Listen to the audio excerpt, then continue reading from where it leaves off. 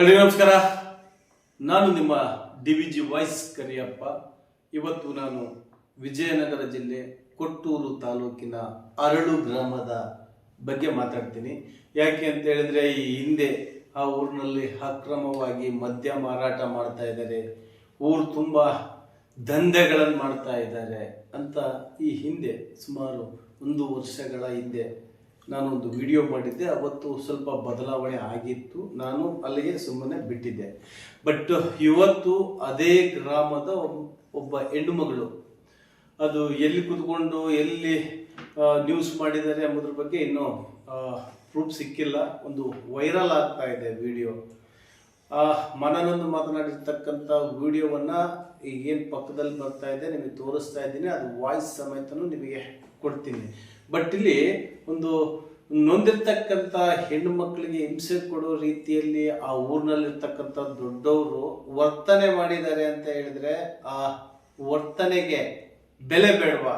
ಯಾಕೆ ಅಂತ ಹೇಳಿದ್ರೆ ಅದೇ ಊರಿನಲ್ಲಿರ್ತಕ್ಕಂಥ ಗ್ರಾಮ ಪಂಚಾಯಿತಿಯ ಸದಸ್ಯರುಗಳಿದ್ದಾರೆ, ಅಲ್ಲಿ ಮಳಲ್ ದಂಧೆ ಮಾಡುವಂತ ವ್ಯಕ್ತಿಗಳಿದ್ದಾರೆ. ಮತ್ತೆ ಆ ಹುಡುಗಿಗೆ ಅನ್ಯಾಯ ಆಗಿದೆ ಅಂತಂದು ಎಷ್ಟು ಓಪನ್ ಆಗಿ ಹೇಳ್ತಾ ಇದ್ದಾಳೆ. ಆ ಹುಡುಗಿಗೆ ಯಾವ ರೀತಿ ಅನ್ಯಾಯ ಆಗಿದೆ ಅದನ್ನ ಬಗೆಹರಿಸುವಂತ ಕೆಲಸವನ್ನ ಯಾರಾದ್ರೂ ಮಾಡ್ಬೋದಾಗಿತ್ತು, ಬಟ್ ಯಾಕೆ ಮಾಡಿಲ್ಲ?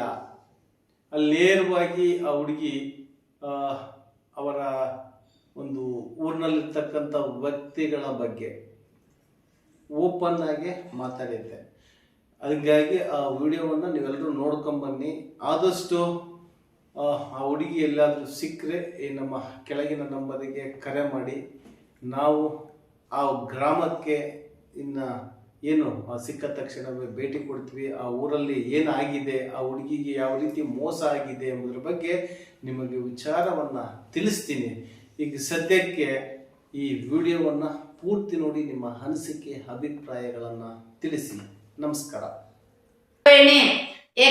ಏನು ಹೇಳಲು ಇಷ್ಟಪಡ್ತೇನೆ ಅರಳು ಗ್ರಾಮದ ಬಗ್ಗೆ ಅಂದ್ರೆ, ಸರಕಾರಿ ಆಸ್ಪತ್ರೆ ಹೆಸರು ಹೇಳಿ ದೊಡಬೂದಿ ನಂಜಪ್ಪ ಎನ್ನೋ ವ್ಯಕ್ತಿ, ದೊಡ್ಡ ವ್ಯಕ್ತಿ ಏನ್ ಮಾಡ್ಯಾನಂದ್ರೆ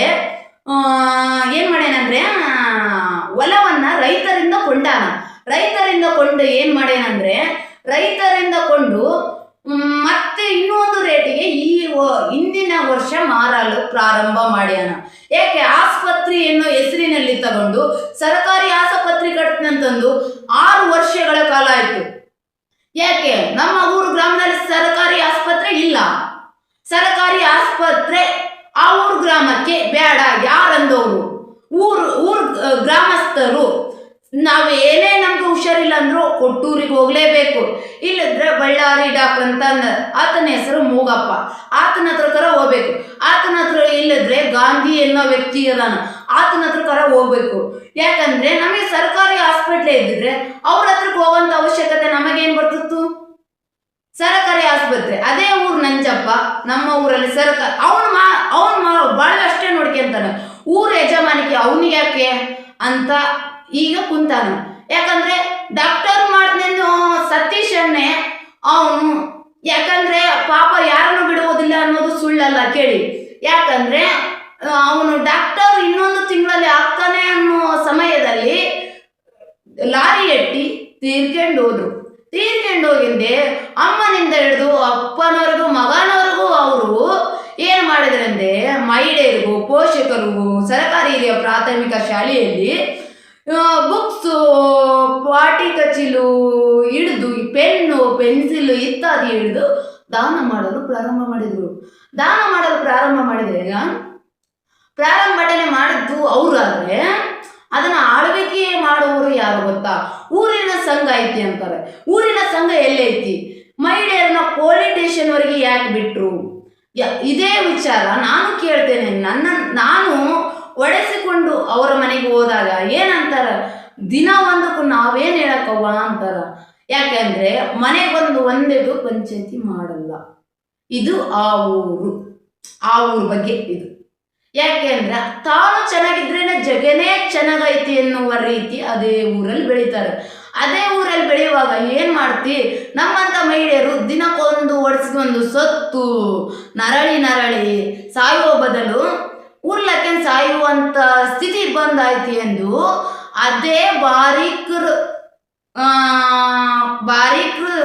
ಶಿವಪ್ಪರ ಅತ್ತಿಗೆಮ್ಮ ಕೊಟ್ಟೂರು ಗ್ರಾಮದಲ್ಲಿ, ಕೊಟ್ಟೂರು ಪೊಲೀಸ್ ಸ್ಟೇಷನ್ ಠಾಣೆ ಐತಿ ತಾನೆ, ಕೊಟ್ಟೂರು ಗ್ರಾಮದಲ್ಲಿ ಅವರೇ ಉರ್ಲಾಕಿದ್ರು. ಅದು ಏನಾಯ್ತು, 7 ವರ್ಷದ ಮಗು ಹೇಳ್ತು. ಹೇಳಿದ್ದಕ್ಕೆ ಲಂಚದಿದ್ದ ಅವ್ರನ್ನ ಕಡಿತಂದ್ರು. ಯಾಕೆ ಲಂಚಕ್ಕೆ ಯಾಕೆ ನ್ಯಾಯ ಕೇಳಬಾರ್ದ? ಅವಳ ಜೀವಕ್ಕೊಂದು ಬೆಲೆ ಕೊಡ್ಬೇಕು ತಾನೆ. ಯಾಕೆ ಕೊಡಲ್ಲ ಇದು ಕಾನೂನು? ಯಾಕೆ ಬೇಕು ಕಾನೂನು? ಎಲ್ಲ ಸರ್ಕಾರ ಸಿದ್ದರಾಮಯ್ಯನಿಂದ ಹಿಡಿದು ಯಾಕೆ ಬೇಕು ಕಾನೂನು? ಯಾಕೆ ಸಿದ್ದರಾಮಯ್ಯಂದು ದರ್ಶನಂದು ಚಾಲೆಂಜರ್ ಸ್ಟಾರ್ ದರ್ಶನಂದು ಅಲಿಮೂರ್ತ ಅಂತಂದು ಅವನ್ನ ದಿನಕ್ಕೊಂದು ಥರ ಟಾರ್ಚರ್ ಮಾಡ್ತೀರಿ ಕರೆಕ್ಟ್ ತಾನೆ? ಪ್ರಪಂಚದ ಮೂಲೆಯಲ್ಲಿ ಇಂಥ ಕಳ್ಳರಿದ್ದಾರೆ. ಅವ್ರನ್ನ ಯಾಕೆ ನೀವು ಟಾರ್ಚರ್ ಮಾಡ್ತಿಲ್ಲ? ಆ ಊರಿಗೆ ಯಾಕೆ, ಒಂದು ಗ್ರಾಮಕ್ಕೆ ಯಾಕೆ ಒಂದು ಪೊಲೀಸ್ ಸ್ಟೇಷನ್ ಕಟ್ಸಿರಿ? ಎದಕ್ಕೆ ಕಟ್ಸಿರಿ ನೀವು? ಕೇಳ್ಬೇಕು ತಾನೆ ನ್ಯಾಯಾಲಯದಲ್ಲಿ. ಪೊಲೀಸ್ ಕಟ್ಟಡಿ ಅಂತ ಎದಕ್ಕೆ ಐತಿ? ರಕ್ಷಣೆ ಮಾಡೋದಕ್ಕೆ ಐತಿ ಅಂತ ಹೇಳ್ತೀರಿ ನೀವು. ಅದು ತಪ್ಪು. ಅವರು ಲಂಚವಿದ್ರೇನೆ ರಕ್ಷಣೆ ಅನ್ನುವುದು ಅರಾಳ ಗ್ರಾಮದಲ್ಲಿ ತಿಳ್ಕೊಂಡಿರುವಂಥ ಜನರು. ಅರಾಳ ಗ್ರಾಮದಲ್ಲಿ ನಾನು ಮೀಡಿಯಾದವರೆಗೂ ಬರೋಕ್ಕೆ ಅರಾಳ ಗ್ರಾಮದವರೇ ಕಾರಣ.